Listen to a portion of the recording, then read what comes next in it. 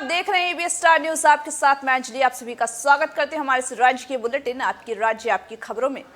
पहली खबर बिहार के सुपौल से है, जहां पर आपको बता दें कि ये बिहार के सुपौल में दरअसल मामला ये हुआ यूं कि बिहार के सुपौल में सीएम नीतीश कुमार ने शराबबंदी कानून को 100% लागू किया है। वहीं साथ ही बिहार में जहरीली शराब पीने से हुई मौतों के बाद एक बार फिर नीतीश कुमार एक्शन मूड में नजर आ रहे हैं। दरअसल मंगलवार को शराबबंदी कानून को 100% सफल बनाने के लिए मुख्यमंत्री सहित तमाम आला अधिकारियों के साथ उच्च स्तरीय बैठक की गई है और बैठक में सूबे के मुख्यमंत्री समेत तमाम आला अधिकारी भी मौजूद रहे, जिनमें एसपी डीएम ने भी बैठक में हिस्सा लिया। उसके बाद गृह विभाग ने अपर सचिव और डीजीपी ने संयुक्त रूप से प्रेस कॉन्फ्रेंस कर क्या कुछ कहा, आइए आपको उन्हीं की जुबानी सुनाते हैं। इसमें सबसे जो इम्पोर्टेंट बात है वो ये है कि एक तो अपनी इंटेलिजेंस मशीनरी को गेयर अप करना है। हमारी जो इंटेलिजेंस मशीनरी है वो पुलिस हेडक्वार्टर्स के लेवल पर भी है और डिस्ट्रिक्ट लेवल पर भी है, और उनसे एक्शनेबल इंटेलिजेंस जनरेट करवा के और लगातार जो है वो रेड्स करनी है। लगातार जो शराबबंदी में विरोध उत्पन्न कर रहे हैं या शराब का व्यापार करने की कोशिश कर रहे हैं, उन पे सख्त से सख्त कार्रवाई करनी है। बिहार के नालंदा में जवान के ऊपर हनी ट्रैप का आरोप लगा है। साथ ही आरोप लगा है कि वो पाकिस्तानी महिला को खुफिया एजेंसी के सारे राज बताता था। आपको बता दें कि बिहार के सुपौल में दरअसल बताया गया है कि हनी ट्रैप के मामले में नालंदा जिले के अस्थावा निवासी सेना के जवान गणेश प्रसाद की गिरफ्तारी के बाद से उनके घर में मातमी सन्नाटा पसरा हुआ है।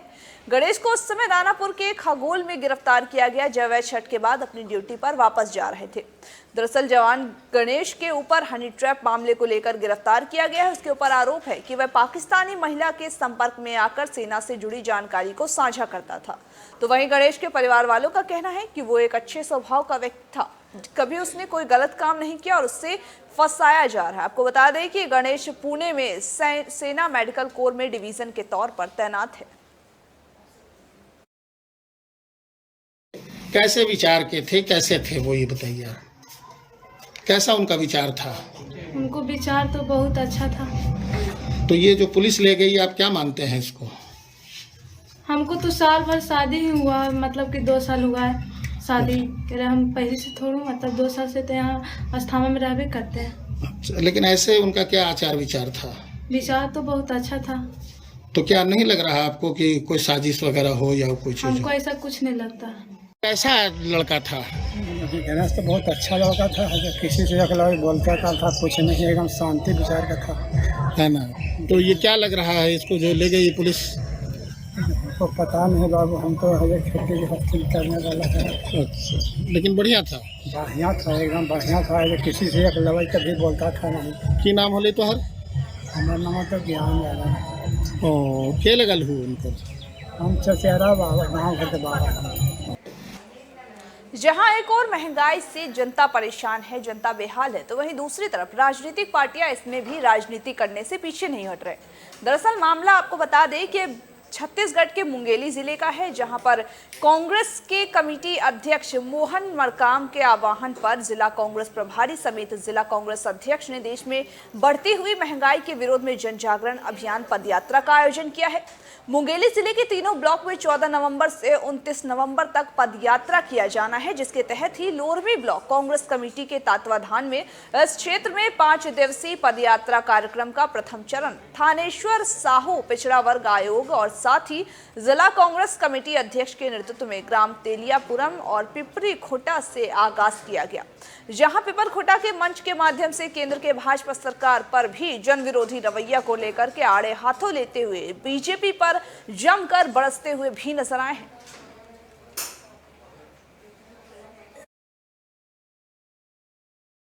अभियान चल रहा है, जिसमें प्रदेश कांग्रेस द्वारा हमें निर्देशित किया गया कि गांव-गांव जाकर हर एक बूथ में पहुंचना है हमें, और केंद्र सरकार की जो विफल नीतियां हैं उनको जनता के सामने रखना है। और दूसरा, हमारे जो छत्तीसगढ़ हमारे भूपेश बघेल जी की सरकार है, हमारे 3 साल की जो उपलब्धियां हैं उनको आम जनता तक पहुँचाने के लिए आज हम लोग जो है पदयात्रा का शुरुआत की है, जिसमें तेलियापुरान से लेकर पीपरकोटा तक आज हमारी यात्रा थी। लगभग 6 किलोमीटर की यात्रा थी, जिसमें कि सारे हमारे पूरे जिले के वरिष्ठ कांग्रेसी जन उपस्थित हुए। वहाँ की जनता है, वहाँ के युवा है, वहाँ की महिला है, सभी लोग इस यात्रा में शामिल हो रहे हैं। यहाँ पे बड़े संख्या में इस गांव के आसपास के किसान और हमारे आम जनता वो बैठे हुए थे, क्योंकि ये जो यात्रा है वो इन्हीं लोगों से जुड़ा हुआ मुद्दा है। आज आम जनता केंद्र सरकार के नीति, गलत नीति, जन विरोधी नीति के कारण परेशान है, महंगाई में परेशान है। अभियान चल रहा है जिस खबर राजधानी दिल्ली से है, जहां पर दिल्ली में कैंप में आग लग गई। आपको बता दें कि आग लगने की वजह शॉर्ट सर्किट बताई जा रही है। राजधानी दिल्ली के कल्याणपुरी इलाके के इंदिरा कैंप में भीषण आग लग गई। आग का कारण शॉर्ट सर्किट बताया जा रहा है। वहीं आग इतनी भयानक थी जिससे कि इलाकों में लोगों में अफरा तफरी का माहौल बन गया। वहीं सूचना पर फायर ब्रिगेड और रेस्क्यू टीम भी पहुंची, जिसने बड़ी मशक्कतों के बाद आग पर काबू पा लिया। आपको बता दें कि भीषण आग के कारण एक घर और 5 दुकानें भी जलकर उसमें राख हो गई है। वहीं पुलिस ने इलाके में लोगों को समय रहते हुए बाहर निकाल लिया, जिससे कि किसी के हताहत होने की खबर नहीं आई है। जिस झुग्गी में आग लगी है उनका कहना है कि हमारे घर में आग के कारण सब कुछ जलकर खाक हो गया है। यहाँ तक कि अब न तो उनके पास पैसे हैं और न ही खाने पीने की कोई भी चीज। ये आग कितने बजे लगी और कैसे लगी थी? ये करीब 12 साढ़े 12 बजे की बात है। यहाँ से दोनों साइडों में आग लगी। मेरे यहाँ से पूरा वायर जा रहा है तार का जी। ये अंदर तलक यहाँ पे पूरे में छत से लेकर के धड़ाम से पूरे में आग लगी है। अच्छा, फायर ब्रिगेड की गाड़ी किस समय पहुँची थी?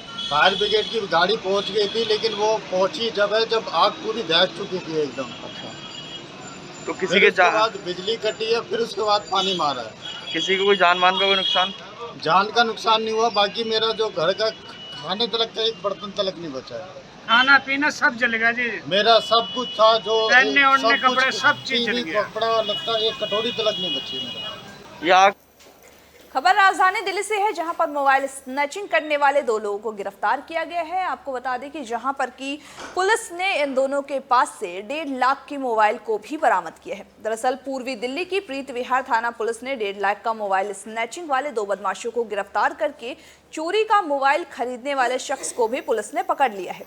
डीसीपी प्रियंका कश्यप ने बताया कि गिरफ्तार आरोपियों की पहचान सदर बाजार निवासी राकेश, पहाड़गंज निवासी नकुल के रूप में हुई है। 22 अक्टूबर को लक्ष्मी नगर इलाके और साथ ही लक्ष्मी नगर के इलाके के V3S मॉल के पास से बाइक सवार बदमाशों ने एक युवक 1.5 लाख का सैमसंग Z मोबाइल छीनकर वहां से फरार हो गए।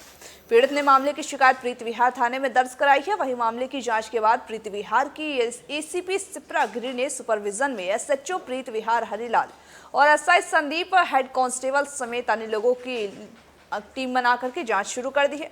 टेक्निकल सर्विलांस और लोकल इंटेलिजेंस के आधार पर आरोपी राकेश को भी गिरफ्तार किया गया, जिसमें बताया गया है कि इन सभी आरोपी लगातार इस तरह के कांड को अंजाम दे रहे थे, जिसकी वजह से पुलिस ने आज इन लोगों को गिरफ्तार कर लिया है।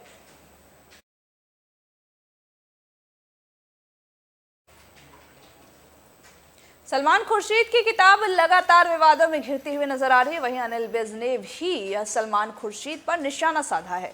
आपको बता दें कि सलमान खुर्शीद ने अपनी लिखी हुई किताब को लेकर के अनिल विज के निशाने पर अब वो आ चुके हैं। अनिल विज ने कहा है कि उन्होंने अपनी किताब में वही लिखा है जो कांग्रेस ने उन्हें अभी तक पढ़ाया है। कांग्रेस ने धर्म और मजहब के नाम पर देश का बंटवारा करवाया है। वो साथ ही 1984 में दंगे करवाए हैं। दिल्ली में वायु प्रदूषण पर बोलते हुए विज ने कहा कि केजरीवाल प्रदूषण का ठीकरा पराली पर फोड़ते हैं, जबकि बाकी बचे हुए 90% प्रदूषण के लिए केजरीवाल जिम्मेदार हैं। अनिल विज ने आगे कहा कि प्रदेश में अस्पतालों में डेंगू से निपटने के लिए पुख्ता इंतजाम है। कांग्रेस पार्टी और सलमान खुर्शीद एक बार फिर गृह अनिल विज के निशाने पर है। अनिल विज ने कहा है कि सलमान ने अपनी किताब में वही लिखा है जो कि कांग्रेस ने उन्हें अब तक पढ़ाया है। ऐसे में कहा जा सकता है कि अनिल विज सलमान खुर्शीद के जरिए कांग्रेस पर निशाना साधने का प्रयास कर रहे हैं।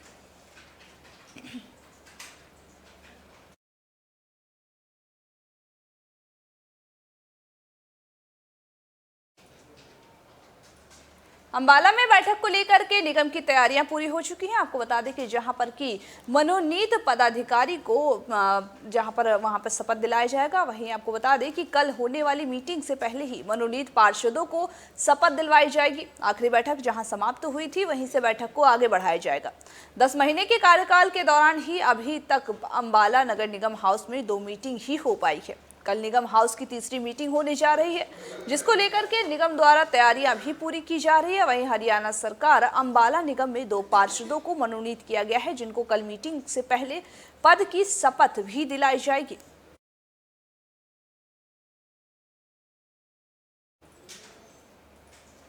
खबर हरियाणा के कैथल से है, जहां पर आपको बता दें कि बेटे ने शपथ लाई। वहीं साथ ही आपको बता दें कि बेटे ने प्रेस कॉन्फ्रेंस करते पूर्व केंद्रीय मंत्री के बेटे ने प्रेस वार्ता का आयोजन किया था, जहां पर कैथल में पूर्व केंद्रीय मंत्री जयप्रकाश के बेटे ने यह प्रेस वार्ता का आयोजन किया था। हाल ही में युवा कांग्रेस का डिजिटल तरीके से एक ऐप के जरिए चुनाव हुआ था, जो कि विकास सहारण हार गए थे। इस हार के बाद उन्होंने एक प्रेस वार्ता का आयोजन किया। उन्होंने हाईकमान द्वारा बनाई गई इस चुनाव प्रक्रिया पर भी सवाल उठाए हैं और कहा है कि इस चुनाव में धांधली हुई है। हमारी पहली सीढ़ी है राजनीति की, उसको हमारे उच्च पदों पर बैठाकर नेता यह संदेश दे रहे हैं कि आप लोग चीटिंग करो, हैकिंग करो, और इसी तरह की बेईमानी हरियाणा में कई जगह भी हुई है। इसीलिए स्वाभिमान की राजनीति के लिए टकराना पड़ता है। वहीं पत्रकारों ने पूछा कि आपके पिता जयप्रकाश कह रहे हैं कि मेरा बेटा विकास चुनाव लड़ेगा। इस पर उनका जवाब था और इस पर उनकी क्या प्रतिक्रिया होगी, ये जब पूछा गया उनसे, तो इस पर बोलते हुए विकास सहारण ने कहा कि इसमें कहने की क्या बात है, अगर किसी के साथ अन्याय होगा तो क्रिया की प्रतिक्रिया तो जरूर होगी। जब हमारे साथ बेईमानी हुई है तो हम जनता में ही जाएंगे और जनता ही निर्णय लेगी कि अगर चुनाव लड़ना पड़ता है तो चुनाव लड़ेंगे या फिर इस परिस्थितियों पर ही निर्भर रहेंगे। ये हैकिंग की और ये जो चीटिंग हुई है, राहुल गांधी जी का सपना था यूथ कांग्रेस में जो भी आए, चाहे वो किसी परिवार से हो चाहे किसी धर्म से हो, उसके साथ फेयर काम हो और फेयर आदमी आगे पोस्ट होल्डर बने ताकि इन्हीं को आगे प्रमोट किया जाए। पर जो उनके नीचे नेता हैं वो लोग अपनी झूठी साख बचाने के लिए, अब देखने वाली ये बात है, ये प्रचार करते 3 कैंडिडेट हमारे जीते हैं। 3 कैंडिडेट कहाँ से जीत गए? एक कैंडिडेट तो 75 वोटों से जीत रहा है, 3000 से जीत रहा है, और मेरे 3500 वोटों का पता ही नहीं है वो कहाँ है। हमारे पैनल में इतना डिफरेंस है। और ये तो जब जो 8-9 हज़ार वोट हमने ठीक कराए उसका हमारे पास कोई हमें रिकॉर्ड नहीं दिया गया। ये भी जो रिकॉर्ड है ये कैंडिडेट्स का दे रखा है।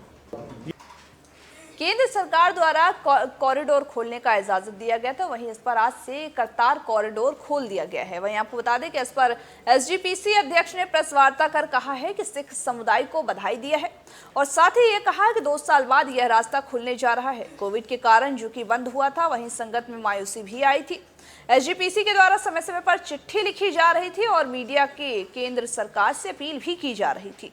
करतारपुर बॉर्डर खोले जाने की अरदास की जा रही थी, जो कि आज पूरी हो गई है। वो प्रधानमंत्री और गृह मंत्री, विदेश मंत्री और पूरे कैबिनेट को इस बात के लिए धन्यवाद कहना चाहते हैं। वहीं साथ ही आपको बता दें कि एक जत्था पाकिस्तान में गुरु नानक देव का प्रकाश पर्व और गुरुद्वारा साहब के दर्शन के लिए भी जा रहा है।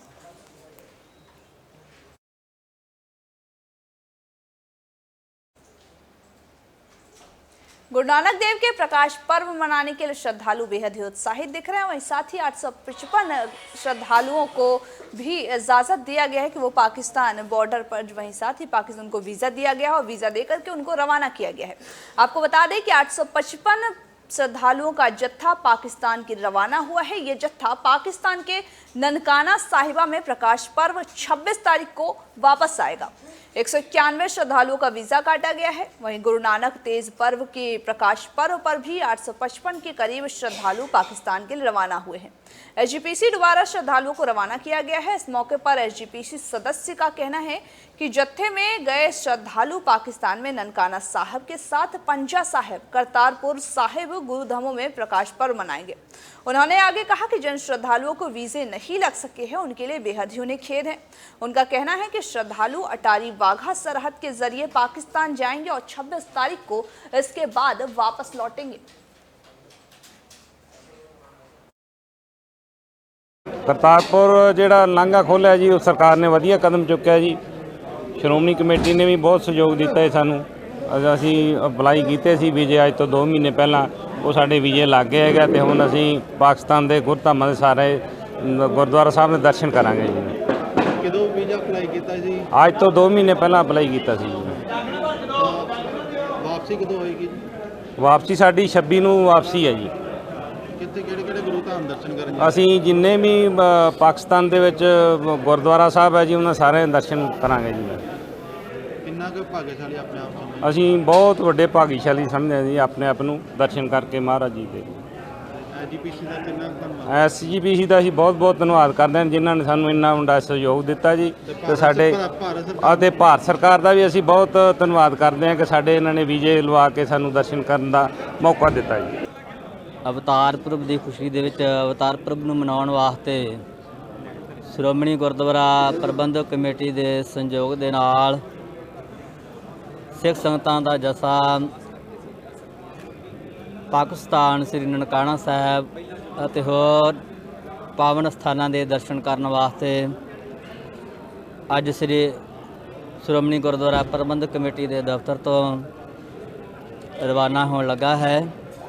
ਸੋ ਸਮੁੱਚੀਆਂ ਹੀ ਸਿੱਖ ਸੰਗਤਾਂ ਨੂੰ ਪੰਜ ਪਿਆਰੇ ਸਿੰਘਾਂ ਵੱਲੋਂ ਸ੍ਰੀ ਗੁਰੂ ਨਾਨਕ ਦੇਵ ਮਹਾਰਾਜ ਜੀ ਦੇ ਅਵਤਾਰ ਪੁਰਬ ਦੀਆਂ ਬੇਅੰਤ ਵਧਾਈਆਂ। ਸਤਿਗੁਰੂ ਜੀ ਕਿਰਪਾ ਕਰਨ ਸਮੁੱਚੀਆਂ ਸੰਗਤਾਂ ਦੇ ਸੀਸ ਤੇ ਮੇਰਾ ਭਰੇ ਹੱਥ ਰੱਖ ਕੇ ਚੜ੍ਹਦੀ ਕਲਾ ਦੇ ਵਿੱਚ ਆਪਣੇ ਦਰਸ਼ਨਾਂ ਦਾ ਸੁਭਾਗ ਬਖਸ਼ਿਸ਼ ਕਰਨ। ਵਾਹਿਗੁਰੂ ਜੀ ਕਾ ਖਾਲਸਾ वाहिगुरु जी की फतेह।